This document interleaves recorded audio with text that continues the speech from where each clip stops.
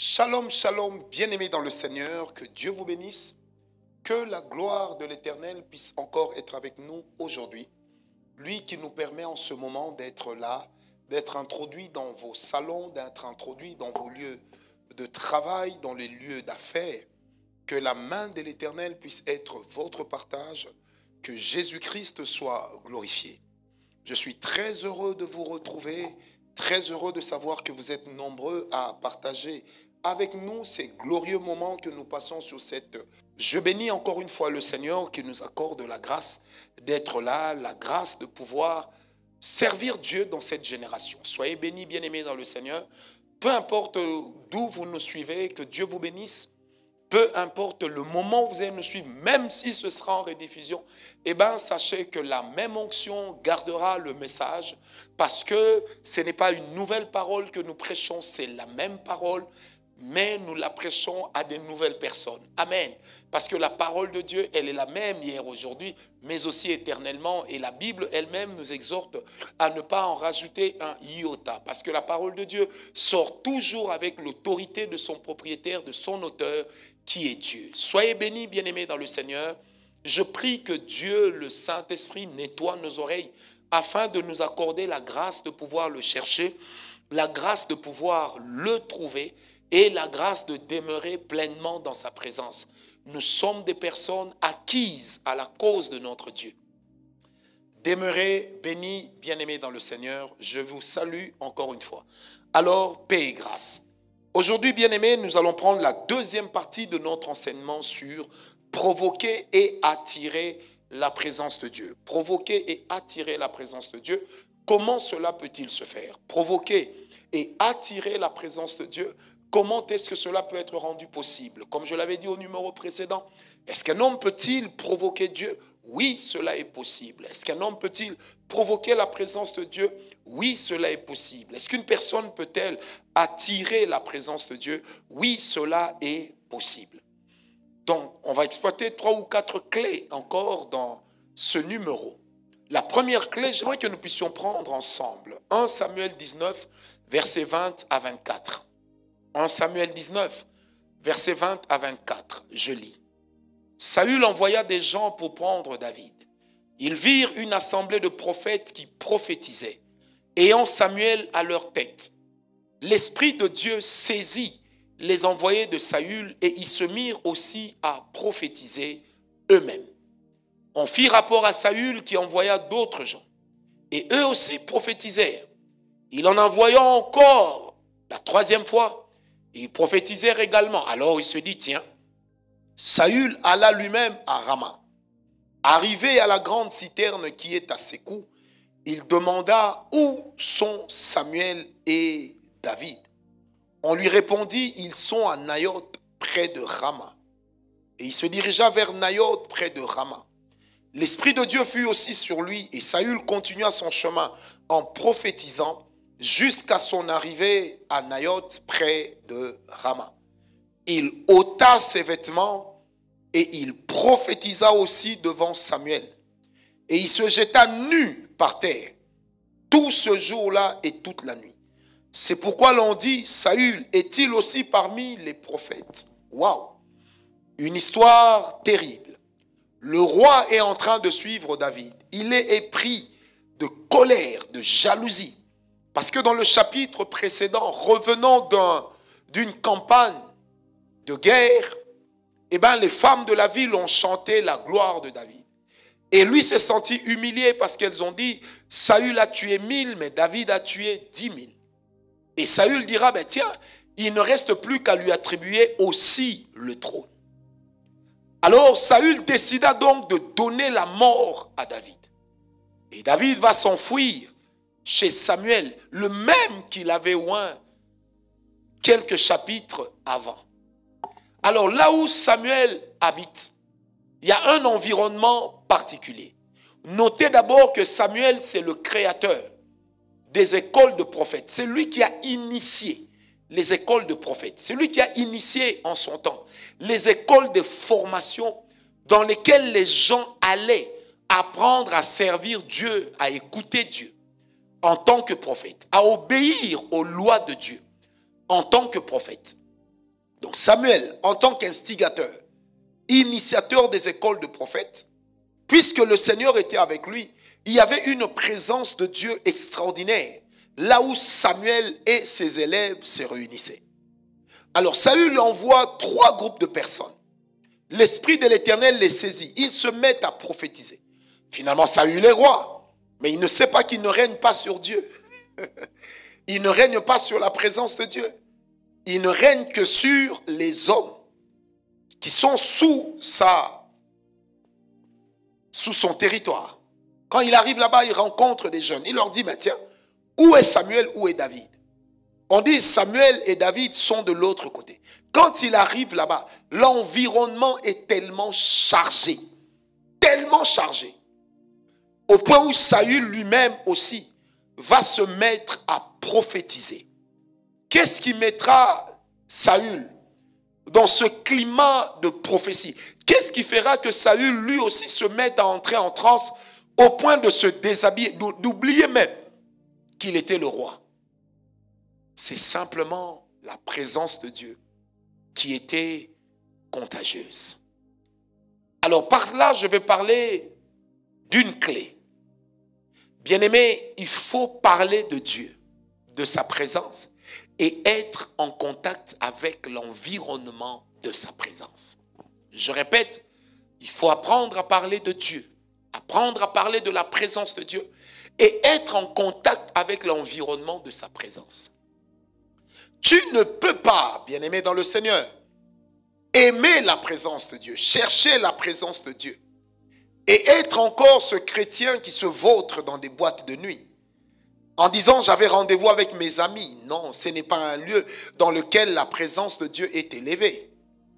Tu ne peux pas être là, tu dis je cherche la présence de Dieu, je veux un impact, mais tu vas dans les maisons des féticheurs où tu te livres dans des relations contre nature que la parole de Dieu qualifie d'abomination. Vous savez de quoi je parle, bien-aimés dans le Seigneur. Vous ne pouvez pas être dans de telles pratiques tout en prétendant chercher la présence de Dieu, tout en prétendant à vouloir provoquer ou attirer la présence de Dieu. Aussi vrai que certains lieux sont propices à la présence de Dieu, il est aussi de ces lieux qui chassent la présence de Dieu. Même l'église que vous choisissez de fréquenter doit être une église dans laquelle la présence de Dieu coule régulièrement. Doit être une église dans laquelle Dieu est présent. Bien-aimé, comment veux-tu être dans une guérison, trouver une guérison extraordinaire lorsque tu pries dans une église qui ne croit pas à la guérison? Un jour, j'ai reçu un pasteur assistant d'un autre pasteur d'une grande église de chez moi qui est venu me voir. Il me dit, prophète, j'ai besoin que tu pries pour moi. J'ai dit, pourquoi? Il me dit qu'il avait des maris de nuit. J'ai dit, tiens, comment tu le sais? Il m'explique. J'ai dit, mais ton pasteur titulaire ne croit pas à la délivrance. Il ne croit pas que les maris de nuit et les femmes de nuit existent.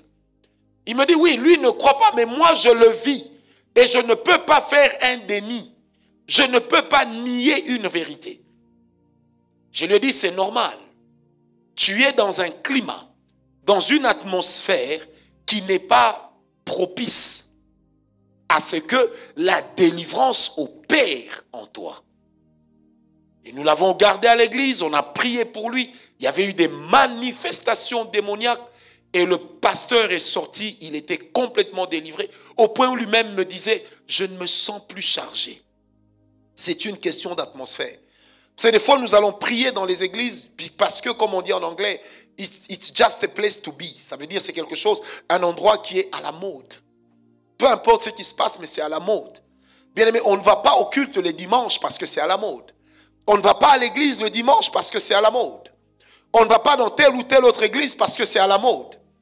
Je n'ai rien contre le confort, j'aime le confort. Mais on ne va pas à l'église parce qu'il y a le confort. Mais on va d'abord parce qu'on sait que là-bas, Dieu est là. Parce qu'on sait que quand on va prier Dieu, on va le trouver. Bien aimé, lorsque notre leitmotiv en cherchant Dieu, en allant à l'église, ce n'est pas de chercher la présence de Dieu, mais de rencontrer son amoureux, de rencontrer la personne qu'on a vue il y a longtemps, de rencontrer l'homme dont la tête nous plaît, alors nous cherchons autre chose que la présence de Dieu. Or, il est de ces lieux, et je répète encore, qui sont propices à la présence de Dieu et d'autres pas. et aimer parler de la présence de Dieu, même quand vous êtes avec vos amis, va attirer la présence de Dieu. Quand les chrétiens se retrouvent ensemble pour parler des autres, alors Dieu ne parlera pas d'eux et ne leur parlera jamais sur eux-mêmes. Mais les chrétiens, quand ils se retrouvent, il faut qu'ils aient des moments où nous ne nous retrouvons pas pour nous plaindre, pour critiquer, non. Pour se livrer à la médisance, non. Mais pour parler de Dieu. Je me rappelle parmi les choses qui m'ont aidé à grandir dans la foi, qui m'ont aidé à grandir dans les services, qui m'ont aidé à grandir dans la compréhension de la parole de Dieu. C'était le choix des amis que j'avais. On était avec eux et nous parlions tellement de Dieu. Nous parlions des miracles, nous lisions des livres sur des gens qui ont fait des expériences avec Dieu. Et après, on s'enfermait des fois toute une journée en train de chercher Dieu. On était un groupe d'amis bien-aimés. On priait dans une petite salle d'à peine 3 mètres sur 4. Mais nous cherchions Dieu là-bas avec nos cœurs. Et Dieu merci, il n'y avait que des hommes, des garçons, pas de femmes. Parce que des fois, on était torse nu, on transpirait, on était jeunes. Et vous connaissez la suite. Mais c'est dans ce climat-là que j'ai vu naître des prophètes, que j'ai vu naître des apôtres, que j'ai vu naître des grands disciples de Jésus, que j'ai vu naître des docteurs dans la parole. Bien aimé, parce qu'on aimait parler de Dieu. Je me rappelle un jour, on s'est retrouvé avec un de mes amis, chez un autre de nos amis. Et il nous a donné la petite chambrette de derrière la maison qu'on appelle communément chez nous annexe. Et nous nous sommes enfermés là-bas. Mais avant de prier, qu'est-ce qu'on a fait? On a commencé à se provoquer mutuellement. Est-ce que tu as lu ce que Bénigne a vécu? Est-ce que tu as lu ce que Christ Yakilaome a vécu? Est-ce que tu as lu ce que tel a vécu? Tu as vu le témoignage de tel? Bien aimé, on s'est tellement provoqué de la présence de Dieu, que la présence de Dieu est tombée, et Dieu m'est témoin, bien-aimé, avec des signes physiques, parce qu'on l'a provoqué, on a parlé de Dieu. Parler de Dieu attire la présence de Dieu. Parler de Dieu, et parler de la présence de Dieu, j'ai envie de le dire, ça condamne la présence de Dieu à se manifester. J'aime ce que Benny Hinn a dit dans son livre « Bonjour Saint-Esprit ». Il a dit quelque part, et j'ai retenu cette phrase, je l'ai lu il y a très très longtemps, en 95. Mais quelque part, il a dit ceci. Si le matin, tu cherches les informations sur BBC, sur CNN, sur TF1, sur France 24, je ne sais pas moi sur quoi, il dit ta journée sera conduite par les informations premières avec lesquelles tu as nourri tes pensées. Mais si dès le matin tu cherches la présence de Dieu, comme David disait, je précède l'aurore pour te chercher. Bien aimé, que tu le veuilles ou pas, ta journée portera une empreinte de la présence de Dieu. De même, quand des flots se lèveront contre toi, les gens ne comprendront pas pourquoi tu es calme. Mais tu es calme, pourquoi? Parce que la présence de Dieu que tu as croisée le matin, que tu as croisée avant l'aurore, t'a déjà préparé au cycle de la journée. Parlez de Dieu et de sa présence. Lisez des livres qui parlent de Dieu et qui parlent de la présence de Dieu, dont la parole de Dieu. Quand vous lisez la Bible, dites-vous toujours que vous n'êtes pas en train de lire des supercheries. Vous n'êtes pas en train de lire des utopies. Vous n'êtes pas en train de lire des histoires racontées par des personnes qui ne les ont pas vécues. Ma foi, vous êtes en train de lire la vie des hommes. Parce que, bien aimé, la Bible, c'est plusieurs livres avec 40 auteurs. Chaque auteur a fait l'expérience de la présence de Dieu en son temps, dans son milieu. C'est là que, bien aimé, vous allez par exemple voir comment un homme comme Ézéchiel ne se trouvait pas sur la terre d'Israël, mais comment Dieu lui a donné des visions, des visitations extraordinaires. Comment il pouvait aller en eau profonde, comment un ange pouvait lui tenir par la main. Bien aimé, parlez de ce genre de choses quand vous êtes avec vos amis. Parlez de ce genre de choses aussi. Parlez de business, parlez de vos familles, mais après, parlez parler de Dieu et de sa présence. Le fait de parler de... Oh my God, quand vous parlez de Dieu, vous attirez la présence de Dieu. Vous attirez, vous savez pourquoi? Parce que Dieu aime qu'on parle de lui. Dieu aime qu'on parle de lui. Dieu est assoiffé de nous voir parler de lui. Dieu est assoiffé de nous voir parler de lui. Bien-aimé, combien de fois parles-tu de Dieu? Combien de fois parles-tu de la présence de Dieu? Combien de fois? Combien de fois peux-tu parler de la présence de Dieu?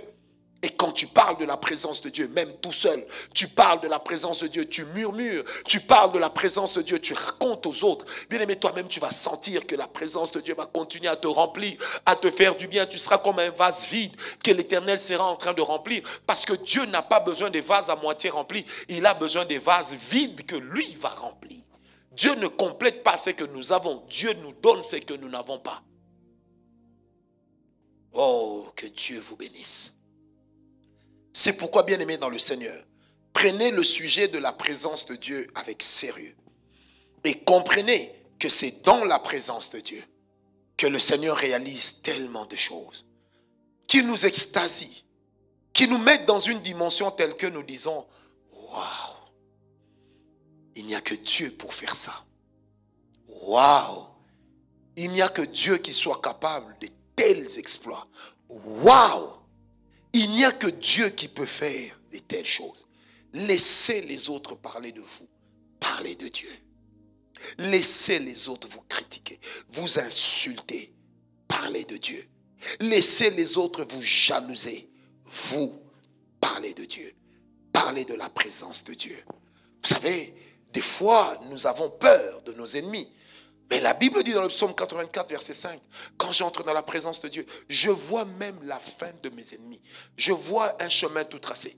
Et l'homme qui a écrit le psaume 73 jusqu'au psaume 78, Asaph, il dit, quand je vois le méchant prospérer, ça m'énerve. Je me dis, mais Seigneur, pourquoi nous ne voyons plus tes signes? C'est comme si ta droite n'est plus la même. Mais écoutez comment il répondit. Il dit, mais quand je viens dans la présence de Dieu, je vois la fin de mes ennemis. Je me réjouis. Je vois la fin. Bien-aimé, celui qui parle de la présence de Dieu devant les épreuves, il ne panique pas comme celui qui parle des hommes. Il ne panique pas comme celui qui parle des hommes. Bien-aimé, stop talking about people. Parle autour de la présence de Dieu. Parle autour de Dieu. Bien-aimé, Dieu a fait tellement de choses que je préfère parler de ce qu'il a fait. Je préfère parler de ce qu'il est. Plutôt que de parler de ce que l'autre a fait, parce que ça ne me regarde pas. La chose qui me regarde, c'est ce que Dieu fait. La chose que je veux, c'est ce que Dieu est en train de faire. Le rêve que je veux réaliser, ce n'est pas le rêve de mes parents, mais c'est le rêve de mon Dieu. La personne que je cherche à être, ce n'est pas la personne souhaitée par mes parents, mais c'est la personne voulue par Dieu. Pourquoi? Parce que ma destinée est née avant moi. Et je suis né pour accomplir une destinée qui existait déjà. Je suis né pour accomplir une destinée qui m'attendait. C'est pourquoi dans Jérémie 1, verset 5, l'Éternel dit à Jérémie, avant que tu n'aies été formé dans le ventre de ta mère, je te connaissais, je t'avais déjà mis de côté. Ça veut dire je t'avais déjà consacré. Tu étais pour moi un nazir. Parce que je t'avais déjà livré au naziréat. Est-ce que quelqu'un me comprend? C'est pourquoi, bien aimé dans le Seigneur, il est très important pour nous de le savoir, très important pour nous d'apprendre à parler de Dieu et de savoir avec qui nous passons le fort de notre temps. Aujourd'hui, quand vous voyez des frères et des sœurs, un frère et une sœur tout le temps ensemble, on craint l'impudicité, on craint l'adultère, on craint les flirts poussés. Mais c'est possible aujourd'hui de voir un frère et une sœur. Et quand ils sortent avec des rémas. Ils sortent avec la parole de Dieu. Parce qu'ils étaient dans la présence de Dieu. Vous savez, dans 1 Samuel 10, verset 3 et le verset 4, Samuel dit à Saül, quand tu m'auras quitté, tu rencontreras 3 hommes. Ces hommes-là, il y en a un qui porte 3 chevreaux. Il y en a un qui porte du pain. Il y en a qui porte 2 pains. Il y en a un autre qui porte quoi? Qui porte une outre de vin. Il dit, ils vont s'enquérir de ta santé. Verset 4. Et ensuite, ils te remettront 2 pains. Quelle est la signification de ces 2 pains? Ça veut dire qu'il est avec des hommes qui vont vers Dieu à Bethel. Mais ces hommes lui donnent 2 pains. Pourquoi 2 pains? Parce que 2 pains, c'est la double dimension de la parole de Dieu. La parole de Dieu, elle est Réma. Et la parole de Dieu, elle est Logos. Le Logos, c'est ce qui est enseigné et que nous comprenons dans ce que Dieu dit. Le Réma, c'est la lumière expresse que Dieu apporte sur le Logos, en lui apportant une lumière qui nous amène à être éclairés dans l'esprit de notre intelligence, dans notre homme intérieur. Parce que c'est le Réma qui nous amène à crier Eureka, comme pour dire j'ai trouvé.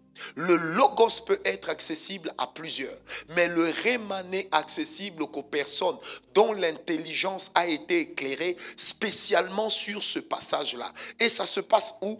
Dans la présence de Dieu, parce que ces gens sont prêts à monter à Bethel. Or, la présence de Dieu n'attend pas l'homme à Bethel, mais la présence de Dieu prend l'homme dans la vallée pour l'amener à Bethel. Parce que dans Genèse 35, la Bible dit que l'Éternel, lorsque Jacob a chassé, a brisé les autels de leur Dieu, il les a ôtés. La Bible dit, le Dieu Tout-Puissant se manifesta, sa présence était en train d'effrayer les ennemis d'Israël. C'est ce qu'on appelle le El Gibor. Ça veut dire une présence qui effraie.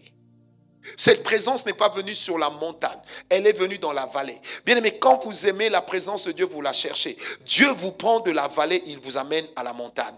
Dieu vous prend, oh my God, Dieu vous prend dans la vallée, il vous amène sur la montagne. Avec sa présence, il vous escorte. Parce que la présence de Dieu vous prend dans la vallée, les anges vous escortent. Et quand vous arrivez sur la montagne, ce n'est pas avec l'ange que vous lutterez. Vous mènerez la bataille de la foi avec Dieu lui-même. Parce que la seule chose en l'homme qui peut vaincre Dieu, c'est la foi. La seule chose en l'homme, entre guillemets, qui peut faire fléchir Dieu, c'est la foi. C'est pourquoi, bien aimé, vous devez savoir, et cela est très important, avec qui vous passez votre temps, de quoi parlez-vous. Bien aimé, il est de ces gens que le Seigneur peut, que le diable, peut envoyer dans ta vie. Au moment où toi, tu dois atteindre des dimensions avec Dieu, ces gens-là viennent te rapporter ce que les gens disent, qui t'effraient, qui te sortent de la présence de Dieu, qui te font perdre ta consécration et ta concentration. C'est pourquoi, bien aimé, il est de ces moments où tu es en retraite, en train de chercher la présence de Dieu, en train de chercher des réponses. Bien aimé, tu dois te passer d'un certain environnement. Tu dois te passer de certaines personnes. Tu dois te passer de certaines personnes et d'un certain environnement. Pourquoi? Parce que simplement, tu es jaloux de ton temps avec Dieu. Tu es jaloux de la présence de Dieu, comme Dieu lui-même est jaloux de sa gloire. Est-ce que quelqu'un m'a compris? C'est pourquoi, bien aimé dans le Seigneur, ne négligez pas. Parlez de Dieu, parlez de sa présence. Un jour, j'étais avec mon fils dans la voiture. Un cantique joué, ça exaltait le nom de Jésus. Et après, et mon fils et moi, nous étions comme environnés. La présence de Dieu était devenue réelle, palpable dans la voiture. J'ai oublié que j'étais le papa et que lui n'était qu'un enfant. J'ai commencé à pleurer. Et à un moment, j'ai vu que lui aussi a commencé à pleurer. Après, je lui ai dit, mais pourquoi tu pleures? Il dit, papa, je ne sais pas. Mais ce que j'ai senti dans la voiture, quand je t'ai vu pleurer, cette chose m'a touché et puis j'ai commencé à pleurer. Quand on a fini de se parler, nous deux, nous étions remplis d'un fou rire. Oui, parce que la Bible est claire. Notre Dieu a été oint, notre Jésus a été oint d'une huile de joie. Et la Bible dit, celui qui est assis sur le trône rit de ses ennemis. Est-ce que quelqu'un m'a compris? C'est pourquoi, bien aimé dans le Seigneur, aimons la présence de Dieu. Soupirons après elle. Traitons-la comme une chose sérieuse, comme une chose prisée, comme une richesse. Parce que la Bible dit, là où sera ton trésor, c'est là que tu mettras ton cœur. Et si la présence de Dieu n'est pas le lieu où tu as placé ton trésor, ton cœur n'y sera pas. C'est pourquoi, bien aimé, aimons la présence de Dieu. La deuxième clé que j'aimerais vous donner en ce moment, bien-aimé, c'est chaque jour désirer encore plus la présence de Dieu. Chaque jour, désirer encore plus la présence de Dieu. J'aimerais qu'on lise le psaume 61, verset 2. La Bible dit, du bout de la terre, je crie à toi. Le cœur abattu, conduis-moi, ô Dieu, sur le rocher que je ne puis atteindre. Bien-aimé, lorsque vous voulez attirer la présence de Dieu, une chose que vous devriez éviter, c'est l'habitude. Une chose que vous devriez cultiver, c'est chaque jour de désirer encore plus la présence de Dieu. Bien-aimé, Catherine Kuhlman disait, la chose la plus grande, c'est celle que Dieu fera demain. Parce que je ne l'ai pas encore vue. Mais ce que Dieu a déjà fait n'est plus une grande chose. Elle est grande, certes, mais elle n'est pas la plus grande. Donc, Dieu ne vit pas dans le passé, il vit dans notre futur. C'est pourquoi, bien-aimé dans le Seigneur, quand vous aimez la présence de Dieu, désirez chaque jour atteindre une dimension supérieure à là où vous vous étiez arrêté. C'est pourquoi des gens, comme les apôtres pouvaient dire, rien ne me séparera de l'amour de Dieu. Ça, c'est l'apôtre Paul. Il dit, ni les anges, ni les démons, ni les hommes, rien, alors rien. Bien-aimé, nous devons avoir cette soif de la présence de Dieu. Cette soif de toujours aller très loin avec Dieu. Cette soif de toujours porter haut et fort l'étendard du nom de Jésus. Cette soif de toujours vouloir vivre avec Dieu. Bien-aimé, c'est une soif que nous devrions cultiver. C'est une soif pour laquelle nous devrions travailler. Seigneur, amène-moi sur le rocher que je ne puis atteindre. Amène-moi dans un lieu où je n'ai jamais été. Je me rappelle une fois, je sentais tellement l'envie de prier. Et j'ai senti dans mon cœur que je devais aller sur la montagne. J'ai pris mes clics et mes claques. On m'a posé la question, mais tu vas rentrer quand? J'ai dit, je ne sais pas. Je vais rentrer quand j'aurai trouvé Dieu. Je suis parti. À peine arrivé sur la montagne, première nuit, il a plu. Et il n'y avait pas où s'abriter. Deuxième nuit, il a plu. J'étais là, sans tomber malade, en train de crier chaque jour, Seigneur, je te cherche, montre-toi à moi. Seigneur, je te cherche, montre-toi à moi. Troisième nuit, Seigneur, je te cherche. Quatrième nuit, Seigneur, je te cherche. Cinquième nuit, Seigneur, je te cherche. Alors, quelque chose va se passer. Nous sommes sur la montagne en train de prier. Nous étions avec deux amis, deux bons frères. Et pendant qu'on était en train de prier, on était fatigués, on a dormi, vraiment à même le sol. Et il y a des musulmanes qui sont montées. Et elles sont venues aussi faire leur prière. Ce jour-là, pendant que moi je cherchais déjà Dieu avec cette fougue, bien-aimé, oh Dieu, j'ai commencé à prophétiser en arabe. Et ces femmes-là se sont mises à adorer Jésus. Nous nous sommes agenouillés avec elles. Nous avons élevé le nom de Jésus. Dieu nous est témoin. Parce que la présence de Dieu était là. Et moi, je disais à Dieu, emmène-moi sur un rocher que je ne puis atteindre. Bien-aimé, chaque jour, cela est mon espérance, cela est ma prière. Seigneur, emmène-moi encore plus loin, plus loin que là où j'ai été. Je ne compare ma vie à personne, mais je compare ma vie à ce que j'étais hier. Je compare mon niveau spirituel à ce que j'étais hier. Je compare ma personne à ce que j'étais hier. Seigneur, fais que je sorte le meilleur de moi-même. Fais que je sois mieux qu'hier. Fais que j'aie plus de maîtrise qu'hier. Fais que je sois plus responsable qu'hier. Fais que je sois plus puissant qu'hier. Fais que je te serve mieux qu'hier. Mais surtout, fais que la présence que je vais connaître aujourd'hui et demain soit plus grande en intensité que ce que j'ai connu hier. Si hier j'ai connu une présence qui était comme une électricité sur moi, Seigneur, emmène-moi dans une présence qui sera comme un coup de tonnerre, comme une foudre. Là où ta parole déclare que la parole de l'Éternel est puissante, elle retentit comme des tonnerres, elle fait enfanter des biches, même les montagnes chancellent. Parce que chaque jour, un véritable enfant de Dieu doit vouloir aller plus loin. Et comme je l'ai dit à l'introduction de ce deuxième point, la chose souvent qui nous empêche d'aller très loin, c'est l'habitude. Bien-aimés, ne nous habituons jamais à Dieu. Dieu n'est pas un mode de vie. Dieu est une vie. C'est pourquoi le Seigneur Jésus disait, je suis le chemin, la vérité et la vie. Amen, amen. Et Dieu en tant que vie N'entrons pas dans des habitudes. Parce que vous savez que généralement, des fois, dans nos cultes ou dans nos vies, il nous arrive, vous voyez par exemple, le frère Johnny est en train de modérer et puis il dit on va prier. On va prier en langue. Tout de suite, tu entends. Des fois, on se pose la question, est-ce l'unique langue qui existe dans le royaume de Papa? Non. Puisque la Bible dit que ceux qui croiront en moi, des fleuves d'eau vive couleront de leur sein. Ceux qui prendront de l'eau que je leur donnerai, ça coulera de leur sein. Jean 7, 37. La même Bible dit également qu'ils parleront de nouvelles langues. C'est avec S. Ce n'est pas une nouvelle langue, ce sont des nouvelles langues.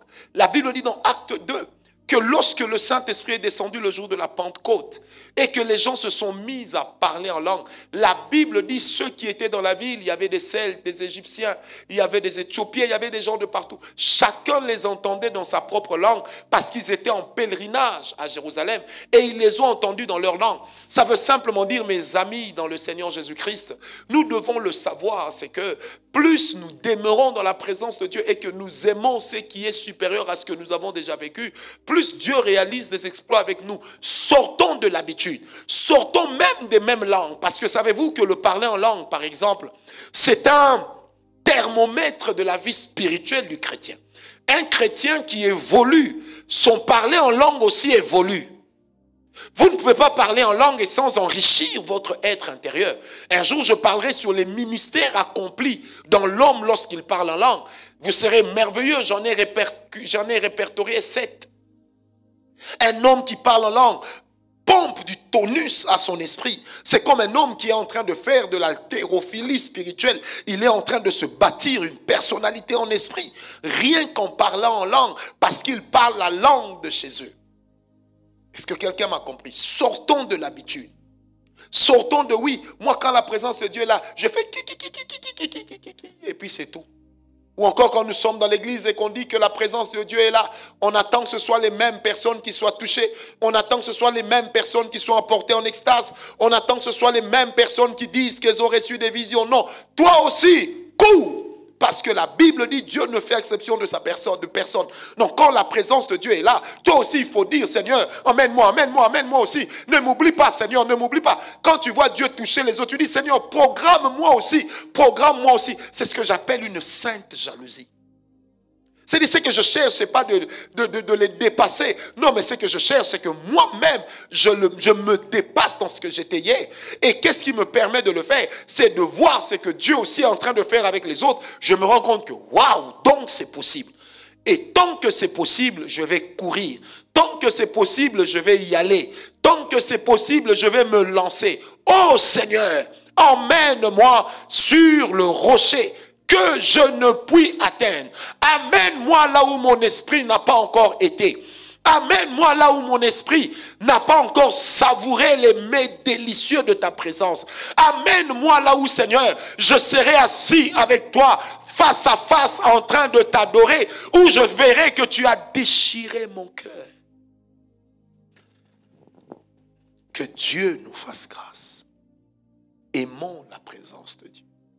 Attendons-nous à un renouveau.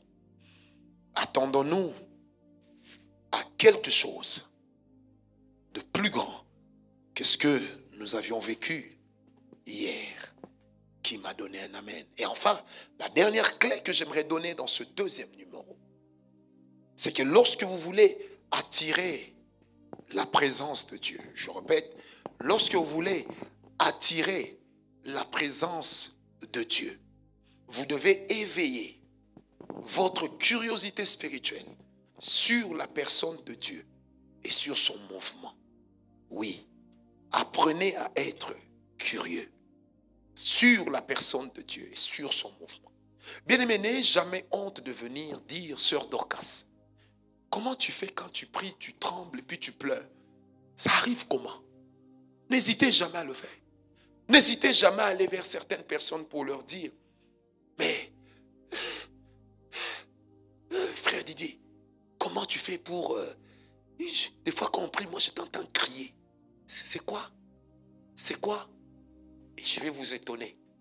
Des fois, bien-aimés, demandez même à ces gens de prier pour vous.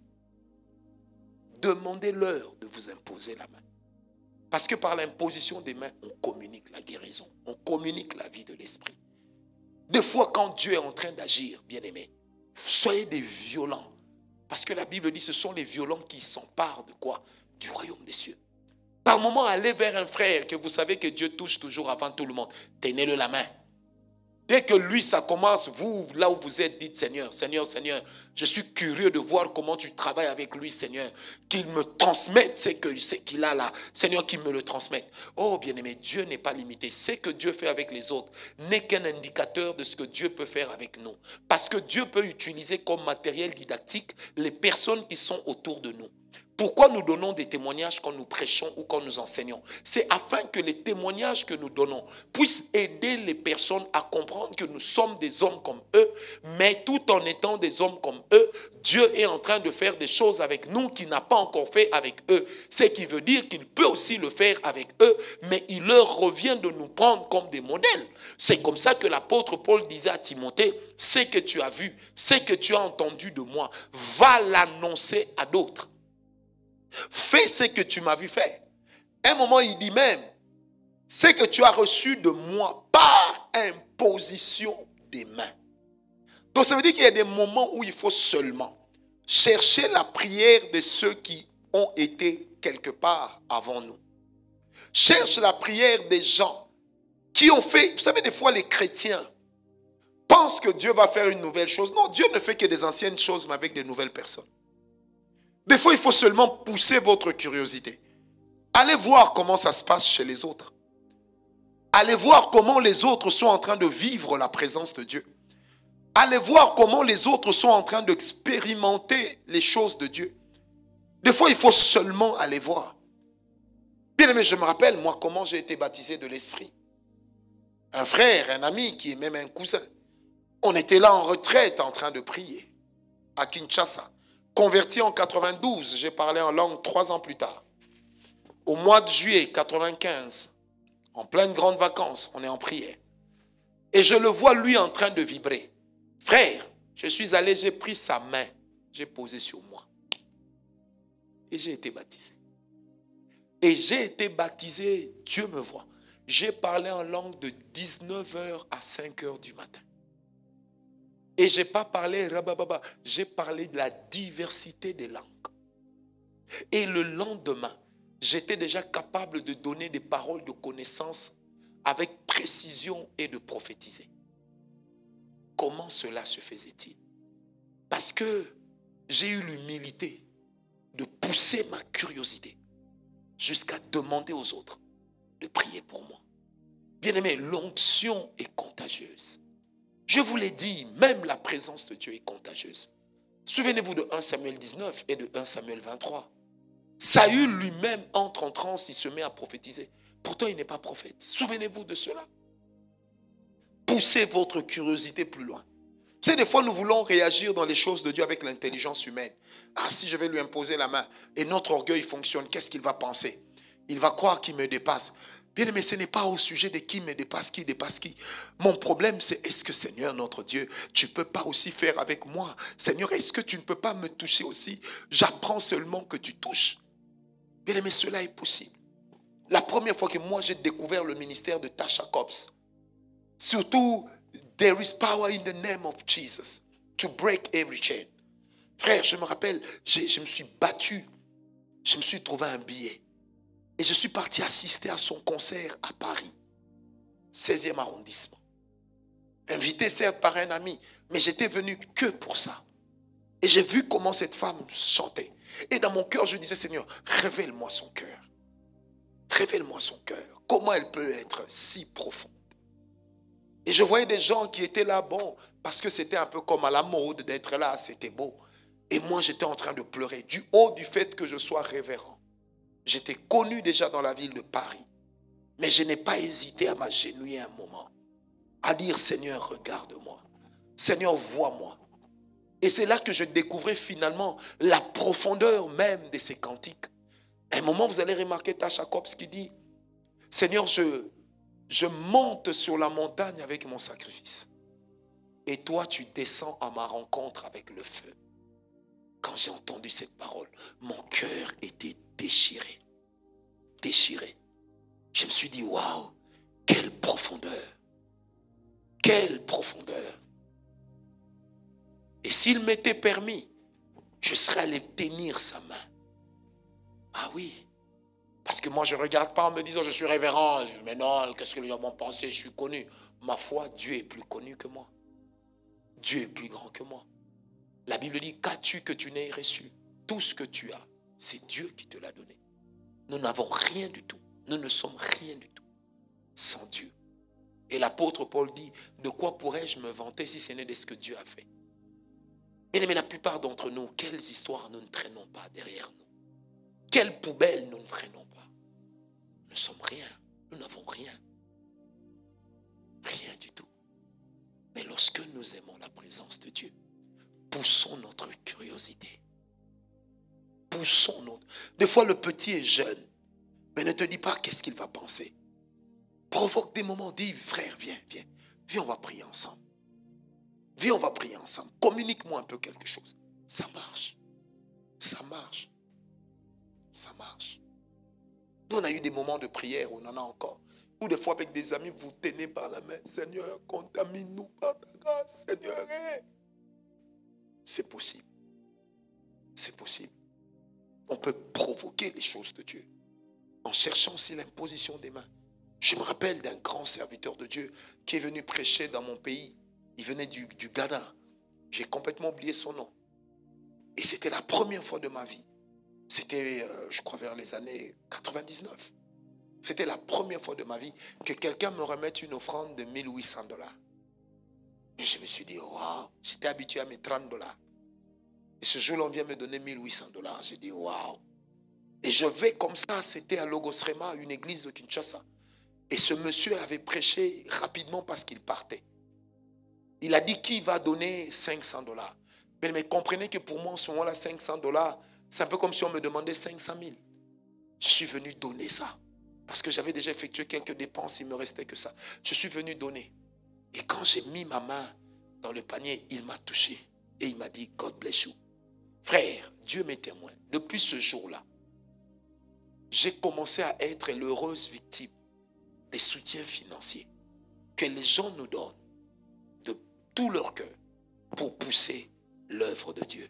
Mais pour arriver là, il fallait d'abord que je puisse le désirer, pousser ma curiosité.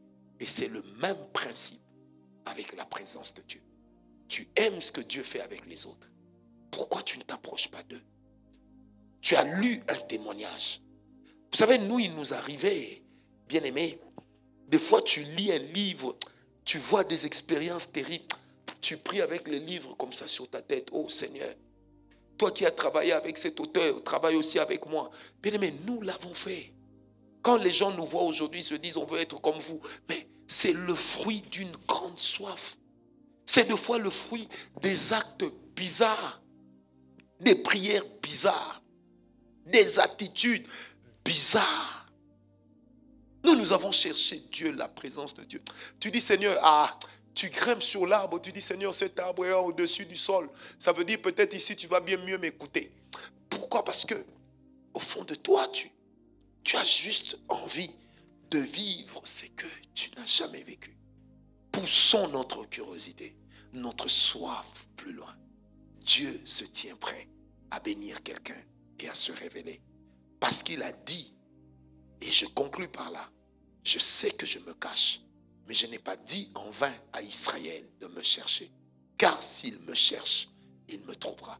Paix et grâce, bien-aimés. Que Dieu vous bénisse. Nous allons nous retrouver prochainement pour notre troisième partie de l'enseignement sur attirer et provoquer la présence de Dieu. Soyez follement bénis. Paix et grâce.